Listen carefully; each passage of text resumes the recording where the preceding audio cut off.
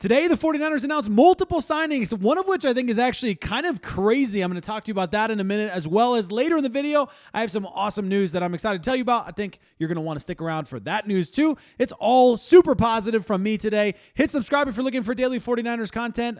Appreciate all of you. I got a question for you today. Comment below if you like what the 49ers have been doing this offseason. I think that everything we believed to be true has become more and more and more confirmed over time, and today is no exception to that. So let me know in the comments if you like what the 49ers are doing, if you don't, and if you'd like to wait until later in the video and then comment once you have a more formed opinion about how the 49ers have been approaching it. I think it's fascinating. But let's first welcome to the Bay this guy. This is a crazy story, okay? So this is Chazz Serat. And Serat is a former third-round draft pick, spent 3 seasons with the New York Jets, of course, had plenty of time with Saleh. Saleh liked him. We'll talk about some of that as well. He did not factor much on defense. I think it was something like 100 and something snaps. Serat played 664 special team snaps with an average 73.15 PFF grade. Okay.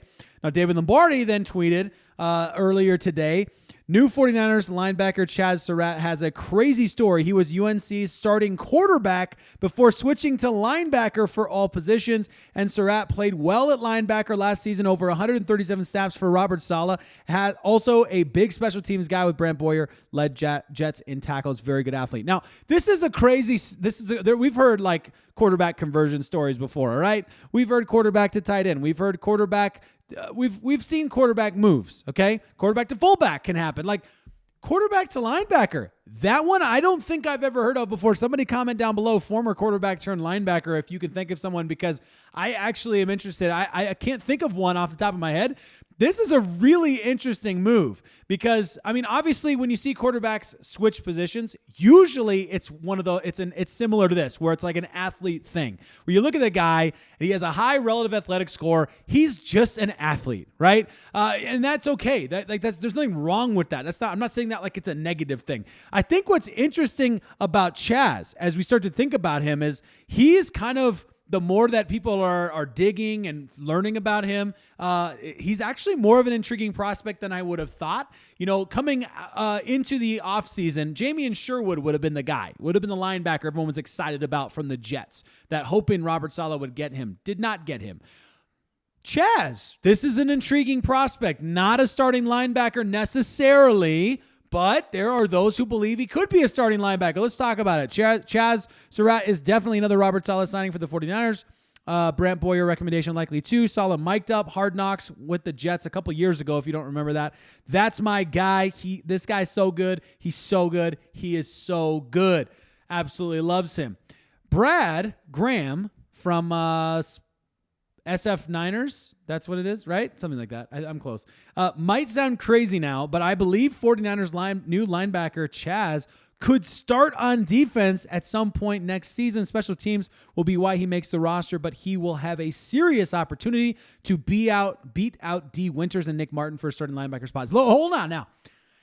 Before you start to freak out a little bit, because you know I've been really high on Nick Martin and I'm high on D. Winters, this is still the good news, okay? Anytime you can get extra talent in the room and there's a deeper and more complicated linebacker competition, this is a good thing. We want more players, okay? It's a good thing if the 49ers have too many good players and have to let guys go because they don't make the 53. Like, that's a good situation for the 49ers. It also, by the way, I heard David Lombardi point this out at one point, that it's good for the 49ers to give guys like Nick Martin more time to develop as well. And so it takes a little bit of pressure off him to have to beat D. Winters if D. Winters is beatable, right? So anyway, all that being said, it is interesting that and Brad is not the only person I've heard that actually thinks he could be a viable fight for the linebacker position. So that's interesting. Another guy we welcome to the Bay, this is maybe even more interesting in a way, is Thomas Morstead.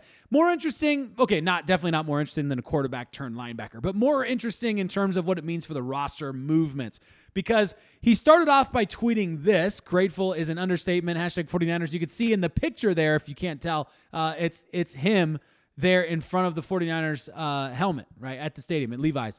And, of course, you know, that's pretty obvious. It doesn't really take a genius to figure out what happened there, obviously. And since then, we now know that Mitch Wishnowsky has been let go. So he's gone.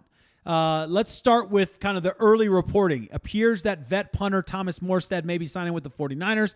In 2024, Mitch Wishnowsky missed 8 games and dealt with both knee and back issues and averaged the lowest net yards per punt of his career. Morstead, 39, last played under the new 49ers special teams coordinator Brent Boyer for the Jets.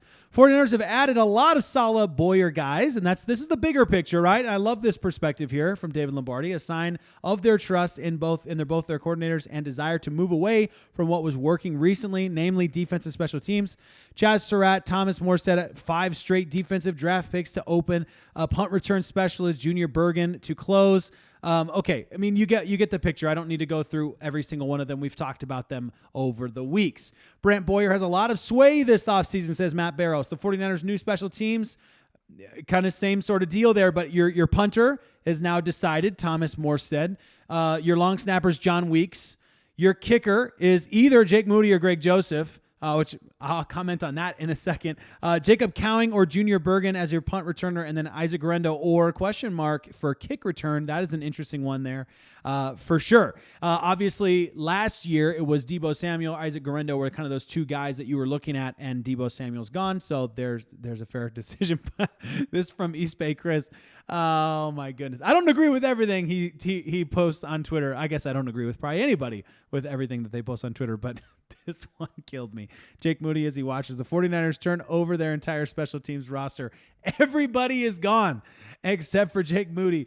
Oh my goodness. There are a lot of good memes out there. If you haven't seen them, you should go do some searching because it is interesting. But the big picture, okay, wrapping this all up in a neat little bow, and then I have something else for you in a second. The big picture is you're seeing Brent Boyer and Robert Saleh absolutely having impact on this team. Absolutely. Now, we know the 49ers did not go into the draft believing they were going to draft 5 defensive players in a row. That was not the plan. That was not the expectation. But the 49ers definitely ended up clearly having a lot of heavily weighted defensive players on their big board because when the way things fell, the 49ers kept picking defensive players. So obviously, if you look at it, big picture, you're seeing all of the movement is taking place on the defensive side of the ball, bar the Deebo Samuels, okay, and the special teams, like tons of movement in those positions. So I think that's really exciting. It's really exciting for me. I can't wait to see. A lot of those guys are safeties, cornerbacks, and linebackers. So that also helps for depth there too. Okay, one other thing that came out today that kind of was hidden in the news because of all the other good stuff that is absolutely awesome is starts with this tweet from David Lombardi. The 49ers lowered Fred Warner's 2025 salary cap hit by $13 million with his new contract, which featured a $16.3 million signing bonus and a $21 million 2026 option bonus, both prorated against the cap.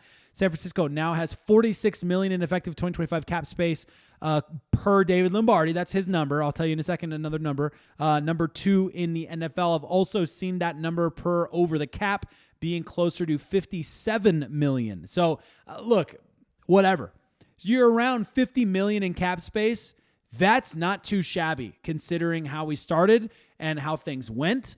We did not bring in any massive, big names. We did bring in a couple bigger, but not like massive names. Nobody massive. And so, you get the Luke Farrell signing was a pretty expensive deal if you want to look at it from a numbers perspective. But the 49ers have signed Brock Purdy to a $265 million deal and have still managed to come out ahead this season in terms of the cap. And that is thanks to great work, reworking and early working of deals with George Kittle, with Fred Warner. So this has worked out really, really well for the 49ers. They've played this really well. Obviously, the way that this backfires, if you wonder, why don't all the teams just do this? Well, yeah, we've seen the New Orleans Saints absolutely just chasing it and constantly kicking the can down the road, and it's really bit them in the butt many times. The 49ers took a lot of dead cap hits this season, if you don't remember. So to go through all of this and to still be on top financially in a position to have potentially $50 million in rollover, then the 49ers have done nothing short of an incredible work, especially when you look at that Brock Purdy contract. especially when you look at that.